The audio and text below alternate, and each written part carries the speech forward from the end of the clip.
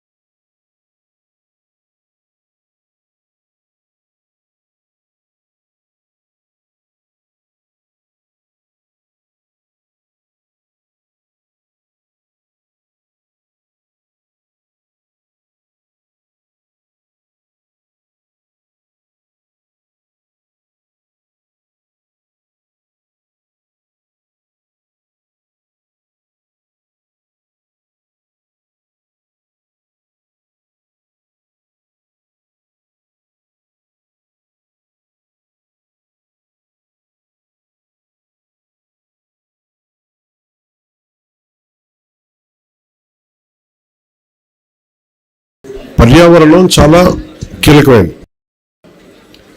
నాకు చిన్నప్పుడు ఎలా అనిపించేదంటే స్కూల్లో చెట్లు ఉండేవి కదా, సరిగ్గా ఉన్న చెట్లని పిల్లలంతా కొమ్మలుగా కానుగ చెట్లు ఉన్నాయి. కానుగ చెట్లు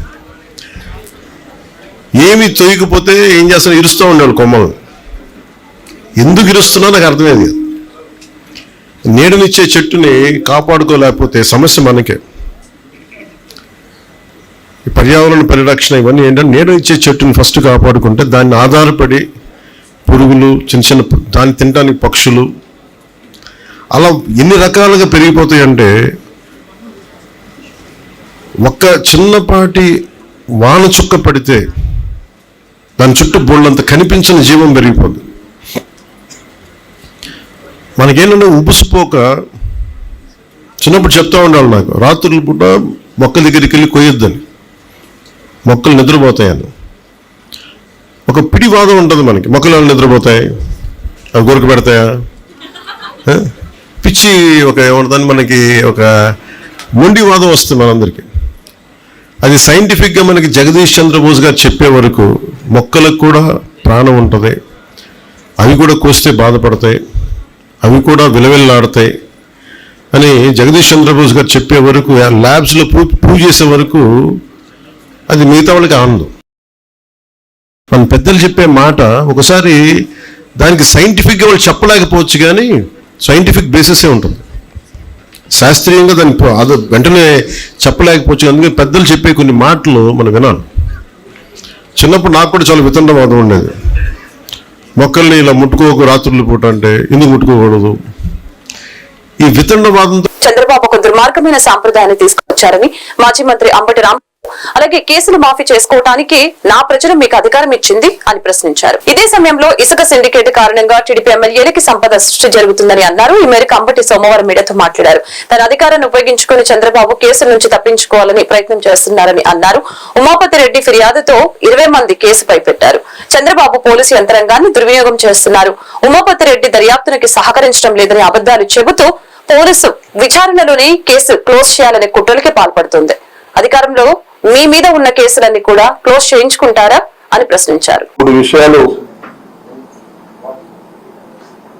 మీడియాతో మాట్లాడిన ఉద్దేశంతో ఈ మీడియా సమావేశాన్ని ఏర్పాటు చేయడం జరిగింది. ఒకటి ప్రధానంగా మొదటి అంశం చాలా ఫేమస్ గా అంగళ్ళ కేసుగా ప్రచారమైనటువంటి కేసు. చంద్రబాబు నాయుడు గారి మీద 2023లో ఆగస్టులో క్రైమ్ నెంబర్ 79/23 అన్నమయ్య జిల్లా ముదివేడు పోలీస్ స్టేషన్లో చంద్రబాబు నాయుడు గారి మీద, అదేవిధంగా కొంతమంది తెలుగుదేశం నాయకుల మీద ఒక క్రైమ్ రిజిస్టర్ అయింది. ఆ క్రైమ్ రిజిస్టర్ అయిన తర్వాత అది కూడా 307 సెక్షన్, ఇంకా other sections, non bailable sections మీద ఒక క్రైమ్ రిజిస్టర్ అయింది. తర్వాత చంద్రబాబు నాయుడు గారు దాని మీద యాంటిసిపేటరీ బెయిల్కి వెళ్ళడం జరిగింది. యాంటిసిపేటరీ బెయిల్ కూడా హైకోర్టు వారు శాంక్షన్ చేయడం జరిగింది. ఆ కేసు ఇన్వెస్టిగేషన్ లో ఉన్నటువంటి దశ. ఇందులో ప్రభుత్వం మారింది. చంద్రబాబు నాయుడు గారి నాయకత్వంలో ఉన్నటువంటి కూటమి ప్రభుత్వం అధికారంలోకి వచ్చింది. అధికారంలోకి వచ్చిన తర్వాత ఇవాళ పత్రికల్లో చూసాం, ఈ కేసు ఆ రోజున అంగళ మార్కెటింగ్ కమిటీ మాజీ చైర్మన్ డిఆర్ ఉమాపతి రెడ్డితో కంప్లైంట్ ఇవ్వడం జరిగింది. ఆయన కంప్లైంట్ ఇచ్చారు. ఈ కేసు ఏంటో కొద్దిగా పూర్వపరాలకు వెళ్తే, చంద్రబాబు నాయుడు గారు ముదివేడు సమీపంలో 750 కోట్ల రూపాయలతో నిర్మిస్తున్నటువంటి ఒక రిజర్వాయర్కి సంబంధించినటువంటి అంశంలో ఆయన ఎన్జిటికి వెళ్ళి అక్కడ స్టే తీసుకొచ్చారు. దాన్ని సందర్శించాలి అనేటువంటి ఉద్దేశంతో ఆయన పెద్ద ఎత్తున నాయకుల్ని, బలగాల్ని తీసుకుని వెళ్తున్నప్పుడు ఘర్షణ జరిగాయి. ఆ ఘర్షణ సందర్భంలో పోలీసులు కొట్టేటువంటి కార్యక్రమం చేశారు. వైఎస్ఆర్ కాంగ్రెస్ పార్టీ కార్యకర్తలు కొట్టేటువంటి ప్రయత్నం చేశారు. ఒక పోలీస్ అధికారికి, ఒక పోలీస్కి అధికారి లేకపోతే ఆయన కానిస్టేబుల్, ఆయన గాయం కూడా అయింది. వీటిని పురస్కరించుకొని అప్పుడు ఉమాపతి రెడ్డి గారు ఇచ్చినటువంటి కంప్లైంట్ ఆధారంగా చేసుకొని 20 మంది మీద 307 మరియు ఇతర సెక్షన్స్ తో కేసు నమోదు చేశారు. జనరల్ గా కేసు నమోదు చేసిన తర్వాత దాని యొక్క న్యాచురల్ కోర్స్ ఏంటంటే ఇన్వెస్టిగేషన్ చేస్తారు, ఆ తర్వాత ఛార్జ్షీట్ ఫైల్ చేస్తారు, కోర్టులో విచారణ జరిగిన తర్వాత దానిలో వాస్తవాలుంటే శిక్షిస్తారు, లేకపోతే వీళ్ళందరికీ తెలిసినటువంటి ప్రొసీజర్. కానీ చంద్రబాబు నాయుడు గారికి అధికారం వచ్చిన తర్వాత ఆంధ్రప్రదేశ్ సివిల్ సప్లైస్ చైర్మన్ గా విజయవాడలో ఉన్న ఆంధ్రప్రదేశ్ ఆహార కమిషనర్ శాఖ కార్యాలయంలో బాధ్యతలు చేపట్టిన తోటా సుధీర్. ఈ సందర్భంగా తోటా సుధీర్ మాట్లాడారు. నాకు ఈ బాధ్యతలు అప్పచెప్పిన ఉప ముఖ్యమంత్రి పవన్ కళ్యాణ్ కి మరియు నాదెండ్ల మనోహర్ కి కృతజ్ఞతలు తెలుపుతున్నారని అన్నారు.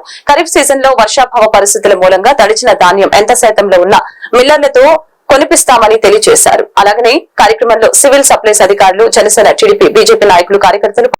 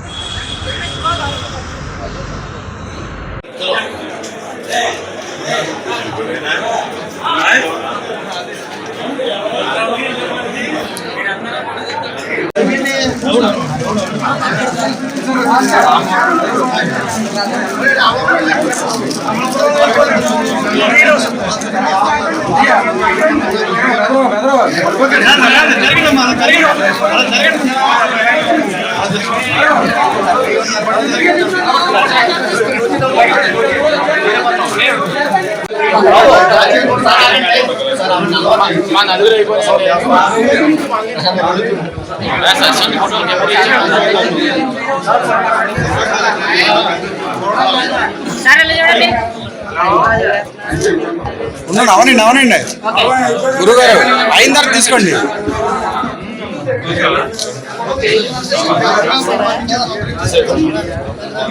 రండి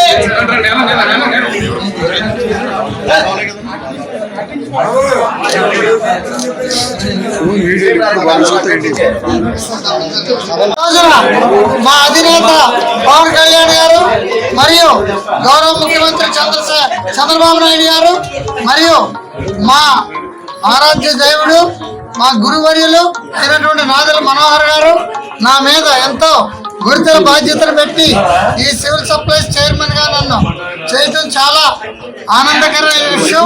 వారికి ఎప్పుడూ నేను అన్నిగా వారికి కృతజ్ఞతలు తెలియజేస్తున్నాను. మా జనసేన అధినేత పవన్ కళ్యాణ్ గారు మరియు మనోహర్ గారు, మా చంద్రబాబు నాయుడు గారి యొక్క ఆశయాల్లో, వారి అడుగుజాడల్లో నేను నడుస్తూ ఖచ్చితంగా సివిల్ సప్లైస్ కార్పొరేషన్ యొక్క ఆశయ సిద్ధాంతాలను ముందుకు నడిపిస్తూ రైతుకు అండగా నిలబడుతూ రాబోయే సీజన్ ప్రొక్యూర్మెంట్ సీజన్, ఈ ప్రొక్యూర్మెంట్ సీజన్లో మంచి రైతుకి మంచి గిట్టుబాటు ధర వచ్చేలా ప్రణాళికను ఆల్రెడీ మా మంత్రివర్యులు ఇప్పుడు చెప్పారు, ఒక రూపకల్పన చేశారని. మేము మా టీమ్ ఆఫ్ డైరెక్టర్స్ అందరం కలిసి ఖచ్చితంగా ఈ ప్రొక్యూర్మెంట్ సీజన్లో రైతుకి మంచి గిట్టుబాటు ధర వచ్చేలా చేసి సివిల్ సప్లైస్ కార్పొరేషన్ ఈ ఖరీఫ్ సీజన్లో బ్రహ్మాండమైన ఒక దృక్పథంతో చేశారు.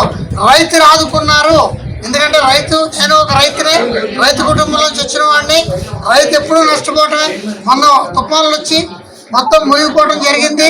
అదే ఇప్పుడు సరిగ్గా పంట కోతకు వచ్చే టైంలో మళ్ళీ 10 రోజుల్లో తుఫాన్ అని చెప్పి హెచ్చరికలు జారీ చేస్తున్నారు. ఇటువంటి తరుణంలో ఖచ్చితంగా సివిల్ సప్లైస్ కార్పొరేషన్ ముందుండి రైతుకి అండగా ఉండి వారు ఒకవేళ భగవంతుడు మేలు చేస్తే దాటేస్తాం. ఏదన్నా అనుకోని ఇది జరిగినట్లయితే రైతు యొక్క ధాన్యాన్ని ఎంత తేమ శాతం ఉన్నా మిల్లర్స్కి కూడా ఇబ్బంది లేకుండా కురిపించి ఖచ్చితంగా రైతుకి గిట్టుబాటు ధర ఇచ్చి మేము చేస్తున్నాం. ఇంకోటి కూడా మీకు చెప్తున్నాను, మేము కౌలు రైతులను ఆదుకోబోతున్నాం. ఎందుకంటే ఇప్పుడు చాలా కౌలు రైతులు ఆత్మహత్యలు చేసుకుంటున్నారు. కౌలు రైతుకు కూడా ఆదుకుని కౌలు రైతులకు కూడా నష్టపోకుండా వారికి ఇచ్చేటువంటి క్రాప్ ఇన్సూరెన్స్ని ఖచ్చితంగా కౌలు రైతుకి ఇచ్చే విధంగా మేము రూపకల్పన చేయబోతున్నాం రాబో రోజుల్లో.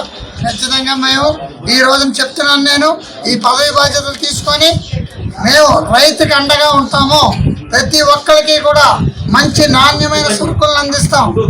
అదే కూడా రేషన్ షాపుల్లో కూడా రేషన్ 1వ తారీఖు నుంచి 15వ తారీఖు వరకు కూడా ఇచ్చే ఒక ప్రణాళికను సార్ చెప్పారు. ఇప్పుడు అది త్వరలో రాబోతుంది.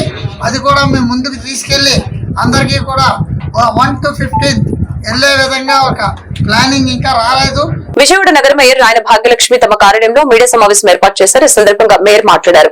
వరదల్లో ప్రజలకి అధికారులు అందుబాటులో లేరని, తెలుగుదేశం పార్టీ కూటమి ప్రభుత్వానికి ఓటు వేసి మా నెత్తిని మేమే భస్మాసుర హస్తం పెట్టుకున్నామని ప్రజలు బాధపడుతున్నారని తెలియజేశారు. ప్రభుత్వం సహాయక శిబిరాలు పెట్టామని, కోట్లు ఖర్చు పెట్టామని చెప్పడం పచ్చి అబద్దమని తెలియజేశారు. వైఎస్ జగన్మోహన్ రెడ్డి హయాంలో వరద నుంచి రక్షణ కోసం రిటర్నింగ్ వాల్ నిర్మించి కృష్ణలంకకు ముంపు నుంచి కాపాడారని తెలియజేశారు. అందుకే అధికారులు ఆ ప్రాంతాల విషయంలో రిలాక్స్ గా ఉన్నారని చెప్పారు.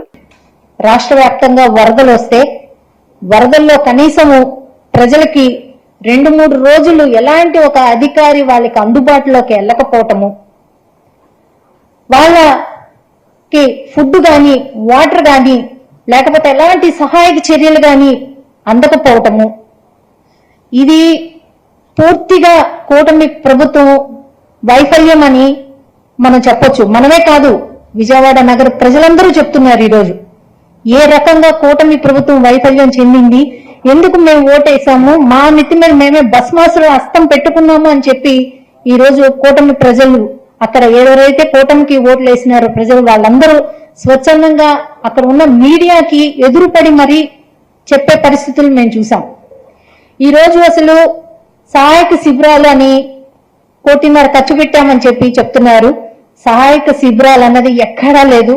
వాళ్ళ చుట్టాల ఇంటికి లేకపోతే ఓళ్ళు వెళ్ళిపోయి ఎంత దారుణమైన పరిస్థితి వాళ్ళు అనుభవించారో మేము అక్కడ ప్రత్యక్షంగా చూసాం. మేము అక్కడ అందరము. ఎందుకంటే సహాయక శిబిరాలు పెట్టడానికి గాని వాళ్ళకి ముందు ఇంటిమేషన్ ఉంటే సహాయక చర్యలకి సహాయక శిబిరాలు అన్నది పెడతారు, అవి ఏర్పాటు చేస్తారా? అసలు ఇంటిమేషన్ లేని సహాయక శిబిరాలు ఎక్కడ పెట్టారు? ఫలానా ఈ చోట సహాయక శిబిరం పెట్టాము అనేది తెలియచేయాలి. అసలు ఇంతకు ముందు కృష్ణలంకలో వాటర్ వస్తే ముందొస్తే సహాయక చర్యలు అనేవి చేపట్టేవాళ్ళం. సహాయక చర్యలు చేపట్టి ఏదైతే కార్పొరేషన్ కి సంబంధించిన కమ్యూనిటీ హాల్స్ గానీ స్కూల్స్ గానీ బ్లాక్ చేసి వాటిల్లోన ఇందిరాగాంధీ స్టేడియం దగ్గర నుంచి ప్రతి ఒక్కటి బ్లాక్ చేసి కృష్ణలంకలో ఉన్న ప్రజలందరినీ తరలించేవాళ్ళం. తరలించిన తర్వాత వాళ్ళకి మళ్ళీ ఫ్లడ్ అంతా వెళ్ళిపోయినంత వరకు వాళ్ళ మంచి చెడ్డలు అన్ని చూసేవాళ్ళం. కానీ జగన్మోహన్ రెడ్డి గారు వచ్చిన తర్వాత ఒకేసారి ఫ్లడ్ వచ్చింది. ఫ్లడ్ రాగానే రిటైనింగ్ వాల్ కన్స్ట్రక్షన్ చేయాలి అన్న నిర్ణయం తీసుకున్నారు.